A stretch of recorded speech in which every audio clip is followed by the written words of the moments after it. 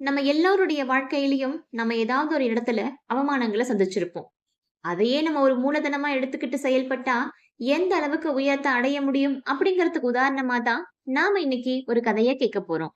எல்லாருக்கும் வணக்கம். வாங்க கதைக்குள்ள போயிடலாம்.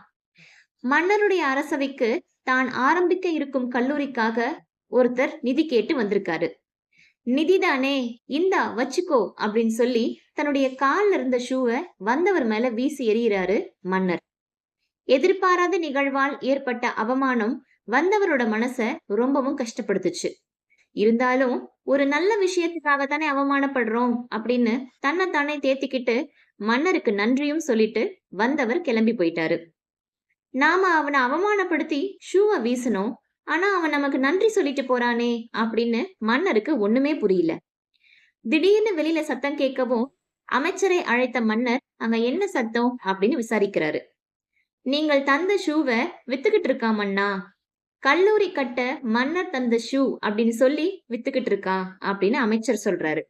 இத கேட்டதும் மன்னர் ஆச்சரியத்தோட "எவ்வளவு விலை போகுது" அப்படின்னு கேக்குறாரு. "ரொம்ப மோசமா 10 நாணயத்துக்கு மேல விலை போகல" அப்படின்னு அமைச்சர் சொல்லவும் மன்னர் சுதாரிச்சுக்கிட்டு, "நீ எவ்வளவு விலை போனாலும் பரவாயில்ல, அந்த ஷூவ வாங்கிடு" அப்படின்னு சொல்றாரு. அமைச்சரும் 50 லட்சம் கொடுத்து அந்த ஷூவ வாங்கிட்டாரு. கொஞ்ச நாள் கழிச்சு நிதி கேட்டு வந்தவர் திரும்பவும் மன்னருடைய அரசவைக்கு வராரு. வந்தவரு மன்னரை பார்த்து, "மன்னா, நீங்க போட்ட ஒரு ஷூவால பாதி கட்டிடம் கட்டி முடிச்சாச்சு. மீதி கட்டடம் கட்டுறதுக்கு இன்னொரு ஷூவை எப்ப போடுவீங்க?" அப்படின்னு கேக்குறாரு. இத கேட்ட மன்னருக்கு வந்தவருடைய சாமர்த்தியத்தையும் சகிப்புத்தன்மையும் பார்த்து ரொம்பவும் ஆச்சரியப்பட்டு போறாரு. அதனால அந்த கல்லூரி மொத்தத்தையும் மன்னரே கட்டி தந்தாரு. இதுதான் இப்ப இருக்கிற காசி பனாரஸ் பல்கலைக்கழகம்.